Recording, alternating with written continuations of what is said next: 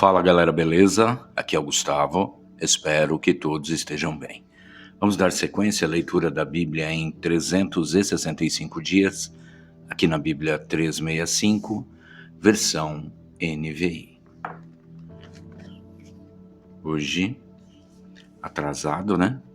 Com mais um dia de atraso, leitura do dia 9 de setembro, leitura de número 252. A porção do Velho Testamento está em Isaías 3:1 a 5:30. Vejam, o soberano, o Senhor dos Exércitos, logo irá retirar de Jerusalém e de Judá todo o seu sustento, tanto o suprimento de comida como o suprimento de água. E também o herói e o guerreiro, o juiz e o profeta, o adivinho e a autoridade, o capitão e o nobre, o conselheiro, o conhecedor de magia e o perito em maldições. Porém, jovens no governo, irresponsáveis dominarão.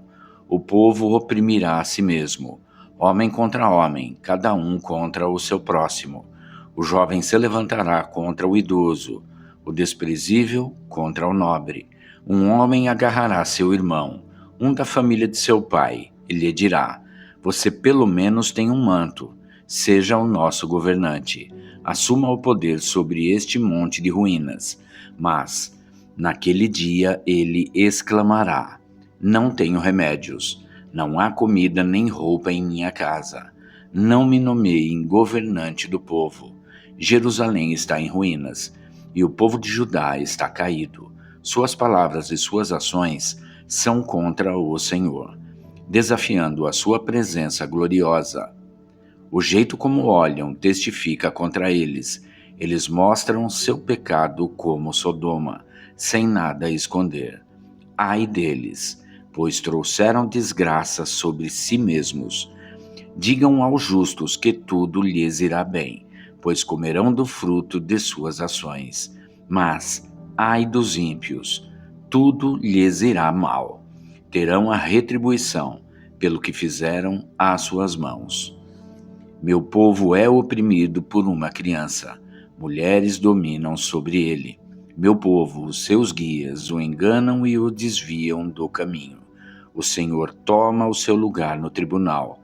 Levanta-se para julgar os povos. O Senhor entra em juízo contra as autoridades e contra os líderes do seu povo. Vocês arruinaram a vinha, e o que foi roubado dos necessitados está nas suas casas. Que pretendem vocês ao esmagarem o meu povo e ao moerem o rosto dos necessitados? Quem pergunta é o Senhor dos Exércitos. O Senhor diz: por causa da arrogância das mulheres de Sião, que caminham de cabeça erguida, flertando com os olhos, desfilando com passos curtos, com enfeites tinindo em seus calcanhares. O Senhor rapará a cabeça das mulheres de Sião. O Senhor porá a descoberto as suas vergonhas. Naquele dia, o Senhor arrancará os enfeites delas, as pulseiras, as testeiras e os colares, os pendentes, os braceletes e os véus, os enfeites de cabeça, as correntinhas de tornozelo, os cintos, os talismãs e os amuletos, os anéis e os enfeites para o nariz, as roupas caras, as capas, as mantilhas e as bolsas, os espelhos, as roupas de linho, as tiaras e os xales. Em vez de perfume haverá mau cheiro, em vez de cintos, corda, em vez de belos penteados, calvície, em vez de roupas finas, vestes de lamento, em vez de beleza, cicatrizes. Seus homens cairão ao fio da espada, seus guerreiros morrerão no combate. As portas de Sião se lamentarão e prantearão por causa disso, e sem nada, a cidade se assentará no chão. Naquele dia, 7 mulheres agarrarão um homem e lhe dirão: nós mesmas providenciaremos nossa comida e nossas roupas. Apenas case-se conosco e livre-nos da vergonha de sermos solteiras. Naquele dia, o renovo do Senhor será belo e glorioso, e o fruto da terra será o orgulho e a glória dos sobreviventes de Israel. Os que forem deixados em Sião e ficarem em Jerusalém serão chamados santos, todos os inscritos para viverem em Jerusalém. Quando o Senhor tiver lavado a impureza das mulheres de Sião e tiver limpado por meio de um espírito de julgamento e de um espírito de fogo o sangue derramado em Jerusalém, o Senhor criará sobre todo o monte Sião e sobre aqueles que se reunirem ali uma nuvem de dia e um clarão de fogo de noite. A glória tudo cobrirá e será um abrigo e sombra para o calor do dia, refúgio e esconderijo contra a tempestade e a chuva. Cantarei para o meu amigo seu cântico a respeito de sua vinha. Meu amigo tinha uma vinha na encosta de uma fértil colina. Ele cavou a terra, tirou as pedras e plantou as melhores videiras. Construiu uma torre de sentinela e também fez um tanque de prensar uvas.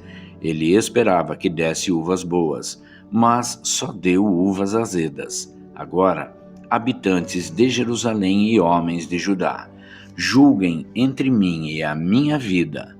Que mais se poderia fazer por ela que eu não tenha feito? Então, por que só produziu uvas azedas quando eu esperava uvas boas? Pois eu digo a vocês o que vou fazer com a minha vinha. Derrubarei a sua cerca, para que ela seja transformada em pasto. Derrubarei o seu muro, para que seja pisoteada. Farei dela um terreno baldio. Não será podada nem capinada. Espinheiros e ervas daninhas crescerão nela. Também ordenarei às nuvens que não derramem chuva sobre ela. Pois bem, a vinha do Senhor dos Exércitos é a nação de Israel, e os homens de Judá são a plantação que ele amava. Ele esperava justiça, mas houve derramamento de sangue. Esperava retidão, mas ouviu gritos de aflição. Ai de vocês que adquirem casas e mais casas, propriedades e mais propriedades, até não haver mais lugar para ninguém, e vocês se tornarem os senhores absolutos da terra. O Senhor dos Exércitos me disse: sem dúvida muitas casas ficarão abandonadas, as casas belas e grandes ficarão sem moradores. Uma vinha de 10 alqueires só produzirá um pote de vinho. Um barril de semente só dará uma arroba de trigo. Ai dos que levantam cedo para embebedar-se e se esquentam com o vinho até a noite. Harpas, liras, tamborins, flautas e vinho há em suas festas, mas não se importam com os atos do Senhor, nem atentam para as obras que as suas mãos realizam. Portanto, o meu povo vai para o exílio por falta de conhecimento. A elite morrerá de fome e as multidões de sede. Por isso o Sheol aumenta o seu apetite e escancara a sua boca. Para dentro dele descerão o esplendor da cidade e sua riqueza, o seu barulho e os que se divertem. Por isso o homem será abatido, a humanidade se curvará, e os arrogantes terão que baixar os olhos. Mas o Senhor dos Exércitos será exaltado em sua justiça. O Deus Santo se mostrará santo em sua retidão. Então ovelhas pastarão ali, como em sua própria pastagem. Cordeiros comerão nas ruínas dos ricos. Ai dos que se prendem à iniquidade com cordas de engano, e ao pecado com cordas de carroça, e dizem: que Deus apresse a realização da sua obra para que a vejamos. Que se cumpra o plano do Santo de Israel, para que o conheçamos. Ai dos que chamam ao mal bem e ao bem mal, que fazem das trevas luz e da luz trevas, do amargo doce e do doce amargo. Ai dos que são sábios aos seus próprios olhos, e inteligentes em sua própria opinião. Ai dos que são campeões em beber vinho, e mestres em misturar bebidas, dos que por suborno absolvem o culpado, mas negam justiça ao inocente. Por isso, assim como a palha é consumida pelo fogo, e o restolho é devorado pelas chamas, assim também as suas raízes apodrecerão, e as suas flores, como pó, serão levadas pelo vento, pois rejeitaram a lei do Senhor dos Exércitos, desprezaram a palavra do Santo de Israel. Por tudo isso, a ira do Senhor acendeu-se contra o seu povo, e ele levantou sua mão para os ferir. Os montes tremeram e os seus cadáveres estão como lixo nas ruas. Apesar disso tudo, a ira dele não se desviou, sua mão continua erguida. Ele levanta uma bandeira convocando uma nação distante e assobia para um povo dos confins da terra. Aí vêm eles rapidamente. Nenhum dos seus soldados se cansa nem tropeça, nenhum deles cochila nem dorme, nenhum afrouxa o cinto, nenhum desamarra a correia das sandálias. As flechas deles estão afiadas, preparados estão todos os seus arcos, os cascos dos seus cavalos são duros como pedra, as rodas de seus carros são como um furacão, o rugido deles é como o do leão. Rugem como leões ferozes, rosnam enquanto se apoderam da presa e a arrastam, sem que ninguém possa livrá-la. Naquele dia, rugirão sobre Judá, como o rugir do mar. E se alguém olhar para a terra de Israel, verá trevas e aflição. Até a luz do dia será obscurecida pelas nuvens. Agora a porção do Novo Testamento em 2 Coríntios 11, de 1 a 15. Espero que vocês suportem um pouco da minha insensatez. Sim, por favor, sejam pacientes comigo. O zelo que tenho por vocês é um zelo que vem de Deus. Eu os prometi a um único marido, Cristo, querendo apresentá-los a Ele como uma virgem pura. O que receio e quero evitar é que, assim como a serpente enganou Eva com astúcia, a mente de vocês seja corrompida e se desvie da sua sincera e pura devoção a Cristo. Pois, se alguém tem pregado a vocês um Jesus que não é aquele que pregamos, ou se vocês acolhem um espírito diferente do que acolheram, ou um evangelho diferente do que aceitaram, vocês o toleram com facilidade. Todavia, não me julgo nem um pouco inferior a esses superapóstolos. Eu posso não ser um orador eloquente, contudo tenho conhecimento. De fato, já manifestamos isso a vocês em todo tipo de situação. Será que cometi algum pecado ao humilhar-me a fim de elevá-los, pregando a vocês gratuitamente o Evangelho de Deus? Despojei outras igrejas, recebendo delas sustento, a fim de servi-los. Quando estive entre vocês e passei por alguma necessidade, não fui um peso para ninguém, pois os irmãos, quando vieram da Macedônia, supriram aquilo de que eu necessitava. Fiz tudo para não ser pesado a vocês e continuarei a agir assim. Tão certo como a verdade de Cristo está em mim, ninguém na região da Acaia poderá privar-me deste orgulho. Por quê? Porque não amo vocês? Deus sabe que os amo e continuarei fazendo o que faço, a fim de não dar oportunidade àqueles que desejam encontrar ocasião de serem considerados iguais a nós nas coisas de que se orgulham. Pois tais homens são falsos apóstolos, obreiros enganosos, fingindo-se apóstolos de Cristo. Isso não é de admirar, pois o próprio Satanás se disfarça de anjo de luz. Portanto, não é surpresa que os seus servos finjam ser servos da justiça. O fim deles será o que as suas ações merecem. Agora a parte de Salmos 53, de 1 a 6. Para o mestre de música, de acordo com o Mahalat, poema davídico.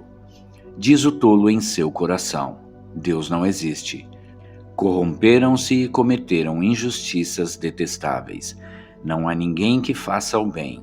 Deus olha lá dos céus para os filhos dos homens, para ver se há alguém que tenha entendimento, alguém que busque a Deus. Todos se desviaram, igualmente se corromperam. Não há ninguém que faça o bem, nenhum sequer. Será que os malfeitores não aprendem? Eles devoram o meu povo como quem come pão, e não clamam a Deus. Olhem, estão tomados de pavor, quando não existe motivo algum para temer, pois foi Deus quem espalhou os ossos dos que atacaram você. Você os humilhou porque Deus os rejeitou. Ah, se de Sião viesse a salvação para Israel, quando Deus restaurar o seu povo, Jacó exultará, Israel se regozijará. Agora a parte de Provérbios 22, 28 e 29. Não mude de lugar os antigos marcos que limitam as propriedades e que foram colocados por seus antepassados. Você já observou um homem habilidoso em seu trabalho? Será promovido ao serviço real. Não trabalhará para gente obscura. Até aqui, gente. E é isso. Chegamos ao final da leitura do dia 9 de setembro, leitura de número 252. E amanhã a gente retorna para a sequência desta leitura. Espero que todos tenham uma excelente tarde e que Deus abençoe a vida de cada um de vocês.